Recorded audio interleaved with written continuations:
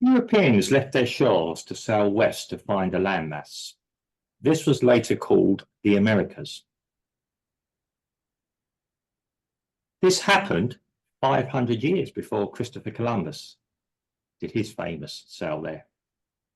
This was actually done by people from Norway or the Scandinavian countries in ships, very basic ships, obviously made of wood, that were powered by a sail and oars, basically rowing and wind power, very economically friendly.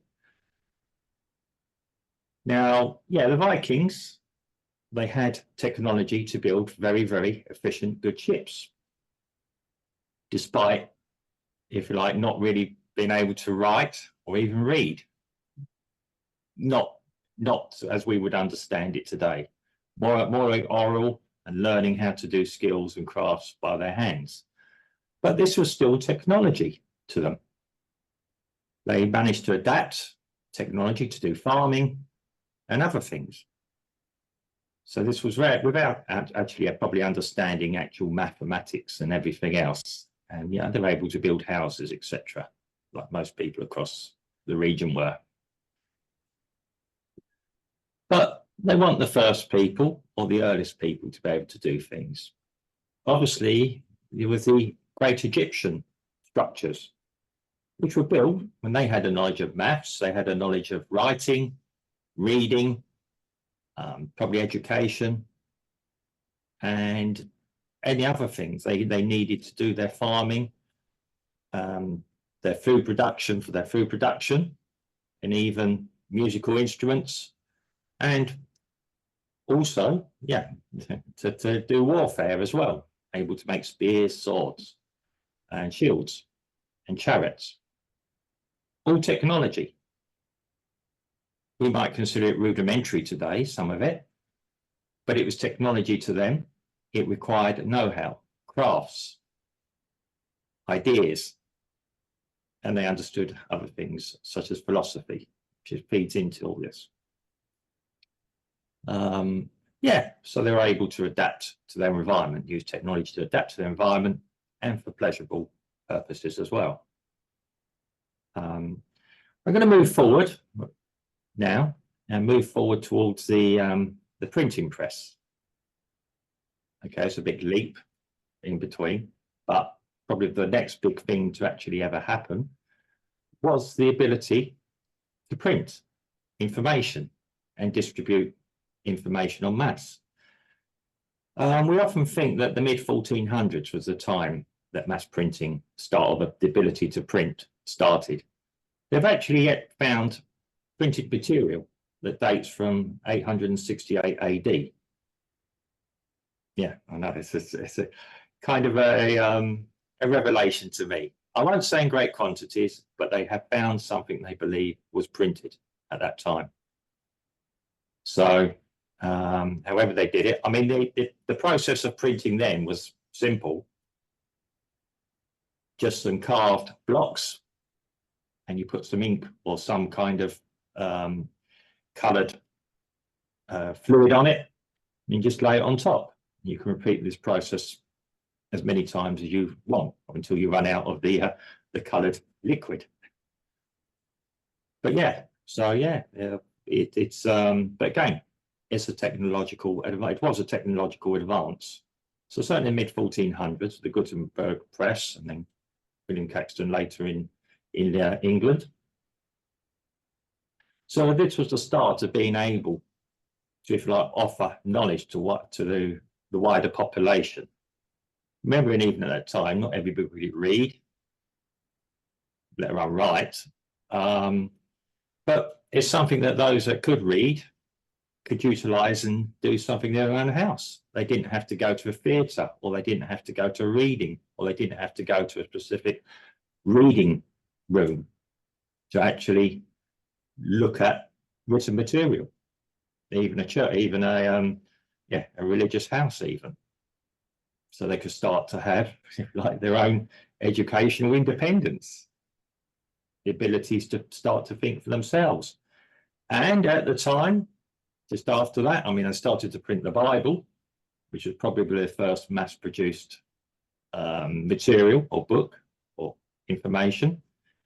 But there was a fear of alternative ideas spreading at the time.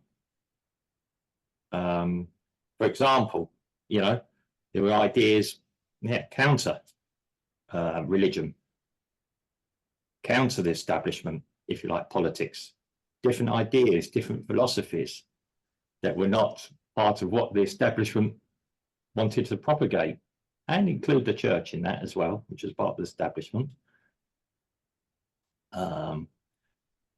Obviously, moving on, I mean, probably we can argue that the printing was around the beginning of what we would call now the Renaissance, the rebirth, the ideas of knowledge from the past mixing with the knowledge of the new world.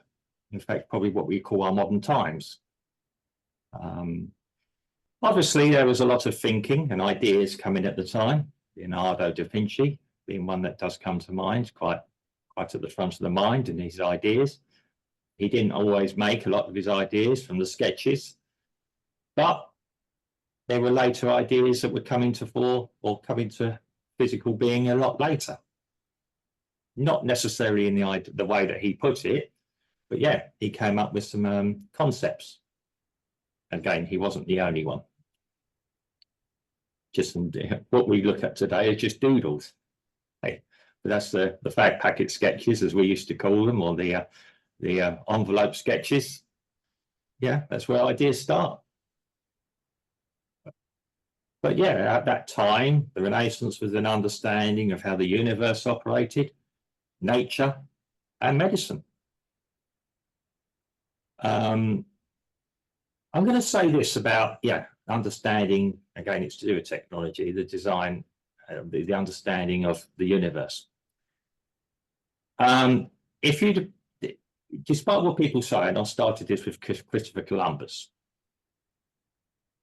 there was not a widely held belief that the world was flat as such. Even the ancients, the Egyptians and other ancients, knew that the earth was round, or a spherical shape at least. They only had to look up into the sky and see planets, and they had a concept of what these were. Planets means wanderers, because they weren't fixed places. They knew what they were. They knew what they did. It wouldn't have made any sense that the earth was flat, spinning around, and these were round. They knew that the sun was round, for example, and they knew that gave them life. So this idea that Columbus set out on a suicidal mission was totally wrong. He knew exactly what he was doing. As I've said at the beginning, the Vikings knew what they were doing. They had technology that told them how to get from somewhere to somewhere and had the ability to do it. I'm going to move forward on to the Industrial Revolution, which is probably the real kick to industry, our technological change. On a more global scale, or certainly regional scale, the Industrial Revolution was probably the biggest social change we've ever known in human history. Okay, I'm talking about mainly Europe here, but the impact around the world. It's a time when the social change happened. Farms were becoming more mechanized with steam traction engines. They were able to plow up and down. Didn't need horses, didn't need as many men or people on the fields to do it. Consequently, the need for textiles, or the ability to produce more textiles, grew in the cities such as Manchester, London to a point, Manchester, Liverpool, Birmingham, other places. So there was a social change. It's when our big cities started to happen. So technology actually drove big social changes. For better or for worse, that's what happens. Every so often something happens and bang, there's a big change. People had to adapt. Yes, it's always interesting when you start studying the social history of Europe when this did happen, and England wasn't the only country this happened in. happened in other industrial centres as well. Obviously, the Industrial Revolution took its time. There were still wars, still other things happening around the time. I mean, wars, funny enough, are a great kick also for technological advancement. From that, we learn more medical science. We learn how to create more efficient mechanisms for the Gatling gun, for example, or for a gun. Even effective ways of shooting projectiles. Wars forced us to go forward. I believe it's a German philosopher who actually said that war is man's obligation to himself. It focuses minds. Again, it's adaptation to an environment. It's not very nice to think about, but now we have, we can save lives because many died in the battlefield, as it were. But when we go to World War I, which was the first real industrial mechanized war that the world had ever known, on a much more global scale, again, we had a big kick to the development of aircraft. Aircraft technology developed. The ability to shoot guns, for a synchronization for a propeller. Again, the absolute, mass production of drugs and medical supplies in order to actually patch people up. Yeah. The downside is probably gas warfare. But again, the development of being able to use chemicals, whether or not there's actually been any positive gains from this or not, I can't think of any. I was going to research, but I can't think of any, and it's quite involved. What it is, probably fertilizers, pesticides, and all that, the ability to, if you like, control these things and use them.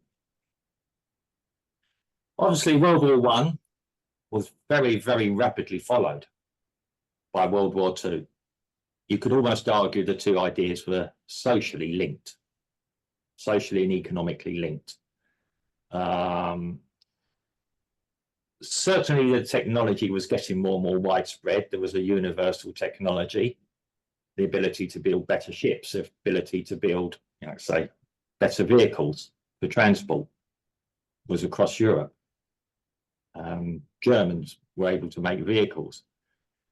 Okay, they tried to restrict them being able to make military items. They didn't stop them. They still did. I have in my collection in the UK a German incendiary bomb made in 1936. Again, technology that needed a fuse in it when it was dropped to a certain height, when it hit the ground, to actually burst into flames.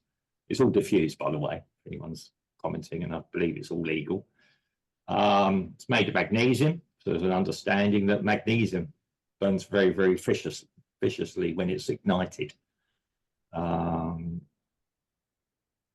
Right. Again, but from that time, medical understanding developed. Radar. Okay, radar, communications, mass communications. We had another jolt or kick with aircraft development, which was the jet engine. And from that, later I'm going to talk about it, rockets, from the V2 rockets. It was also the birth of what we consider modern computing or computers. They're very rudimentary, valves, held valves, anode, cathode, jumping across switches. But this was to crack the Enigma code by Colossus, which was based just outside London in Bletchley Park. If you've ever watched the film, I think it's the Imitation Game, they were able to decipher things. And it's an absolute true story. Probably not quite in the way the film said it, but yes, our ability to do things developed. And again, and another thing that's we have to look at, which may have been a positive, was our control of being able to use nuclear energy. Be it Japan were the first beneficiaries of this, but from that, our ability to split the atom and think, we can produce heat, we can turn turbines with this. It's a clean form of energy. Controversial, I know. It's being looked at again in our green environment. It's quite, well, I say it's quite safe. Again, we can move on from that. It's another discussion, but given how many real nuclear incidents have been, we've actually been quite lucky, and any nuclear incidents that have been via human error. We now have computer systems, so again, we develop computers that can actually prevent any major incidents or reduce the risk of them happening. Yes, I'm an engineer. We don't talk about prevent, we try and reduce the risk, which is to be the end goal of all engineers to do. Obviously, I mentioned the V2 rocket, which was a Nazi invention. I use Nazi because obviously without the Nazis, this wouldn't have been it before. The Americans captured one. After the war, they fired it. They also developed a special operation called Operation Paperclip, where they took about 1,500 German scientists and engineers to the US, gave them citizenship and say, "Hi, you can work for us now. We've got some things we can use your talent for, like getting rockets out of the atmosphere and into space." The V2, if you like, kick-started that. Again, my grandfather was probably killed because of a V2. Yeah, I have an interest in spaceflight. I have to look at this as hopefully some good came from it for our human exploration, possibly the salvation of the human species. Who knows? Probably won't be in my lifetime, but who knows where that could lead. I mean, obviously now, another invention that I've been talking about was computers. We're now breaking into the modern age. Lots of people at the moment are talking about artificial intelligence or AI. Where will that go? We're now, if you like, at the beginning of probably our new printing age, a new revolution, industrial revolution coming. Will AI replace us? I have the opinion of this. It possibly will replace certain jobs or roles. It can never totally replace the human, what I would call the human spirit. Nothing ever can. I think it's very sad that we marvel at the artwork that AI produces. When you actually look at it, it's not great art. It's not even clever. It's a series of ideas. Yeah, when we look at Leonardo da Vinci, we look at Hogarth, even Picasso. And then we're going to tell our computer, can you paint something in this way? It's a copy. It's a carbon copy. It's not original. We're now asking AI to write text for us for films and things like this. Can we tell it's there? Well, given the output of Hollywood in recent years with human involvement, not really. But I would actually like AI to do the more mundane things in life. If you like, being able to drive a car. So I can sit there reading a book or writing a letter or writing a novel or doing a painting while I'm traveling. Get AI to do the things I don't particularly want to do in great time. If it can do the washing up with a computer, great. Or load the dishwasher even. Absolutely wonderful. I can sit more time, or I can go to the gym, or I can do things I want to do rather than do mundane tasks. That is where AI, I think, will be exceptional for us in the future.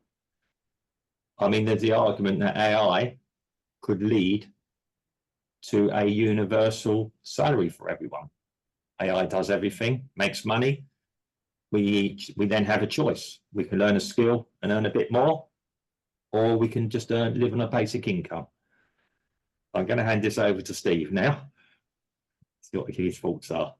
I wrote down some notes about what you were saying. So we talk about ancient movement. You were talking about 500 years ago when the West went to, well, I mean, movement in the world was well before then. Mm. Well before then. Mm. When the seas were different, when the seas were lower, when there was more landmass, Mm. and that improved or facilitated the movement of peoples. You Mm. just need to look at ancient temples in North Africa, ancient temples in South America, Mm. ancient temples in Scotland, Mm. where there are a lot of similarities of paintings and of designs. Mm. So they were all interrelated. So movement of peoples. Once again, we were talking about this in a different podcast about the word. You know, when it was recorded, when it was recorded, that's when we know it was for sure, because it was recorded. Mm. But the movements were well before then, We go on to about you when you're talking about the printing press, you were talking about really you were talking about we were at school. You Mm. get a piece of linoleum, you carve out your design, you Mm. painted it, and you stuck it on paper. Mm. That was the first, if you like, printing press. That's when they first started producing copies of the same thing. Mm. You know, and that that brings us down to the rubber stamp, I suppose. You know, Mm. when you stamp things at the post office, Yeah. that's a form of lithograph that Yeah. is kept with us even until today on a commercial basis.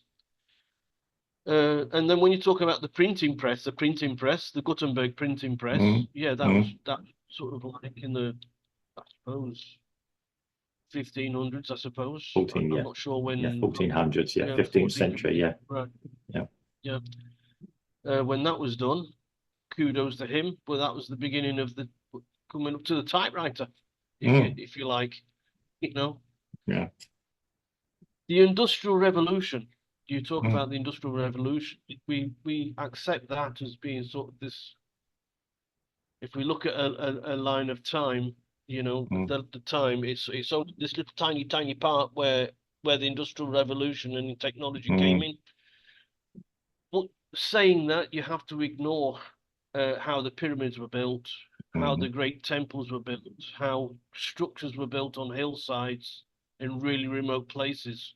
Mm. You know, was it all done one brick at a time, transporting one brick at a time? How did they move all those big blocks in the pyramids?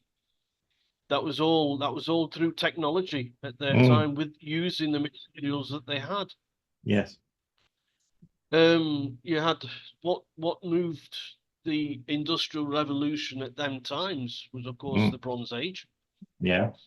and of course the Iron Age when they Mm. discovered iron, and they could use implementations even before horse-drawn plows. You know, Yeah. when they discovered iron and steel. Mm. Steel was more recent, but iron, you know, then they could till the land with blades that Yeah. turn the ground over. Also, yeah. Um, medicines are only a really recent thing, because even until the 18th century, I suppose, if you had a headache, they started drilling holes in your head Mm. to try and let the evil spirits fly out and leave you in peace. Of course, that many patients died because of that, Yeah. and Yeah. you know, Yeah. the doctors said, well, they've been possessed, really possessed. And they say that, you know, science is never settled. Science Yeah. is always this Of course, yeah. quest to find something new, and Mm. yeah, of course it is.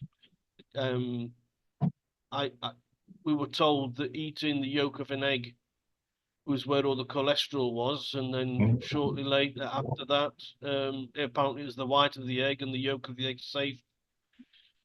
We were told that margarine was more healthy than butter, and of Mm. course we found out later on that actually butter's more healthy than Yeah. margarine. Well, yeah. That's what You I'm know, putting that. Yeah. the science is never settled, and there are No. many examples of that sort of thing going on. Mm. You were talking about the missiles, Mm. and who invented on Earth the flying saucer was actually the Germans. Mm. They had a thing called the Nazi Bell, Mm. which was they had to tie it down. Actually, Yeah. they had to tie it down Mm. because to stop it from flying away. Apparently, as their notes suggest, that they created a craft that Mm. I think it was done on pulses. Mm. It was maneuvered on pulses, on Mm. electronic pulses. Yeah. That you know, that could be the forerunner of what we see in the skies today, with Mm. secret secret projects Mm. from the US Mm. Yes. and also Russia. Yeah. We all assume that that UFOs are just in the Western world. Mm. Well, the thing is that, the thing is, I can't speak, I can't read Russian fluently, No. and I'm sure that many of the Western world can't. Mm. Yeah, but I'm sure in their newspapers are very much like they are in the Western world. Mm. And it's a good possibility now that Russia has invented the hypersonic missile, Mm. that some of these sightings of UFOs were actually vehicles Yeah. made by the governments of the world. Yeah. You know, Yeah. so we move on now to nuclear. Mm. Nuclear. It's something that's been available since the 50s, Mm. Yeah. since the 1950s, I suppose it is. Mm. When they discovered nuclear fusion. In fact, even before, because the atomic bombs were dropping on Hiroshima and Yeah. Nagasaki That's it. Yeah. Mid in, 30s. I Yeah. think in 45. Yes. So It was. Yeah. yeah, so they knew about nuclear fusion way back then. Yes. Yeah. I mean, that's what's it And developed in the war. Yeah. yeah, they talk about nuclear energy these days because it's simple, relatively speaking, it's simple. It's Mm. simple to do. Yeah. Economical to do. Mm. Yeah. And they were even suggesting smaller nuclear substations, if you like, Yeah. Right. uh, Yeah. or power plants, even really local ones Yeah. that can that can give power to a town. That's how far they've gone. Yeah.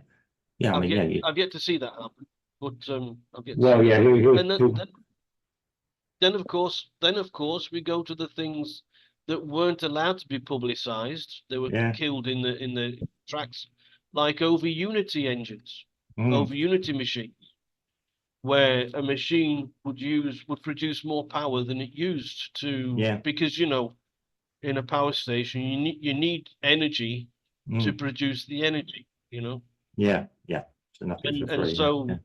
and Yeah. they use more energy to produce the energy that they can Yeah. transport, That's it. to outside. Yeah. Over Unity engines and Mm. over Unity machines, they use less energy. Mm. But of course, all the inventions I've even you have magnetic machines Yeah. that run on magnets Yeah. these days. There's a place in the United States, I'm not sure where it is, Mm. but there's a whole office block that's Mm. that's been powered by a magnetic generator, Mm. which basically the magnets last basically forever, Oh, or yeah. almost Yeah. forever. Yeah. And you just turn it on and it's done, Yeah. It's got to be. Yeah. Yeah.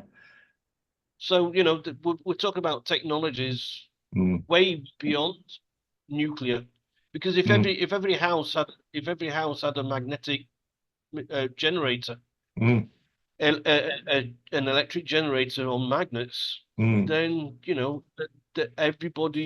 there'd be no need for powered stations anymore, because Yeah. everybody would have their own. and you'd have your remote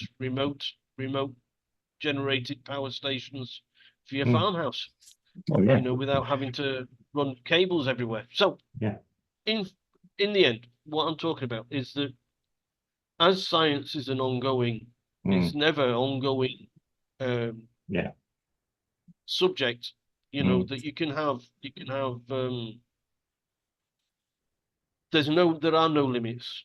There Yeah. are no limits.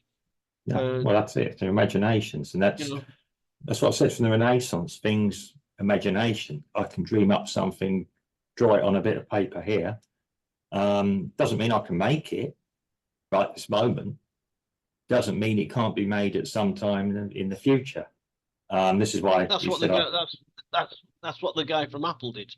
yeah, You exactly. know, I remember seeing an interesting Yeah. Speech by Bill Burr, a comedian, Yeah. and he said, the guy just said, look, I just want all my music to be on this little cell phone here. Yeah. Everything I've ever heard, I want on this cell phone. And Yeah. and he said, right, get on it. And the scientists had to work out how to do it. Well, that's it. Yeah, I mean, yeah, it's a little bit of what Musk probably does as well. But yeah, I mean, that's what I said. I mean, you said all over the place. I was looking at development. We look at the environment around us. And sort of said the Vikings, the Greeks, the Romans were great at adapting around themselves, visionaries, if you like. We'll probably I think you need to look further back, even further back. Well, yeah, of course, yeah. Because, like I said, the word was invented in the third 3,000, 4,000 years AC and before Christ, BC. Yeah, before Christ. AD. Yeah, BC. Yeah, and what did they do before then? How did they? You know, if you want to really see how development works, you have to go back to them times when the cavemen they were inventing. Funnily enough, cavemen might be doing what chimpanzees are able to do now. Yeah. For example, make implements. We can see it in nature. Birds pick up a stick and prize out a grub from the ground to eat the grub, you know. And so that's adaptation, using implement. Yeah. It's all around us.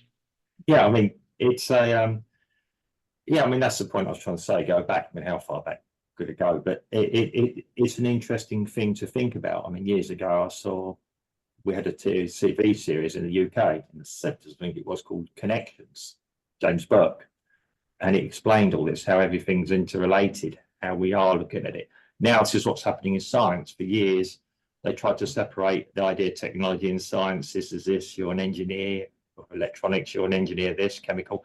And then they're all bringing them all together now. The Francis Crick Institution in London, for example, tries to pull people with different disciplines together, almost around the copy machine, to actually talk to each other, problem solve. I mean, yeah, we're probably living in the fastest growing time because we're now a global technological age. We're not localized. Even the Romans were localized to a point. Yeah, they didn't go outside. The Vikings did things, obviously, for them. But we are now looking at a global thing. We have the same technology as our rivals, China and Russia, for example. To say one's ahead of the other is not quite true, really. We're all doing different things, but we're all pretty much, we could be interlinked and achieve great things as a global society. I'm not for globalization, but you understand what I'm saying with that. It's human requirements, human needs, as you sort of say, things get suppressed if they're not in the interest of probably a few, which does stifle progress. It was always my argument about the European Union, where lots of scientists say, I'm going to be honest, I don't get too political, with Brexit going, no, I want to deal with scientists from all around the world, not just European scientists, or ideas and scientists. If I want to deal with someone in Africa who might have a better idea than I have for adaptation, for example, I think it's all about human endeavor, human requirements. We can create our own world how we want it. you're getting people who are arguing about the environment and all that. We're probably about to enter into the cleanest time with our energy that we've ever known, ever, to keep warm and everything. I've worked in the energy industry. I don't think it's wind power. I do think, as you said, there's alternatives to that, a lot cheaper, a lot easier to achieve, if somebody's willing to do it. It's probably short-term gain, if you like, but the benefits to human nature or humankind will be immeasurable. Yeah, I mean, it is we're in an interesting age. I bet if AI suggested it, people would jump on it straight away. But yeah, it's we need to be I think we need to be I think we need to be careful before we make ourselves useless. Yeah, because I mean, with the age, with technology doing more and more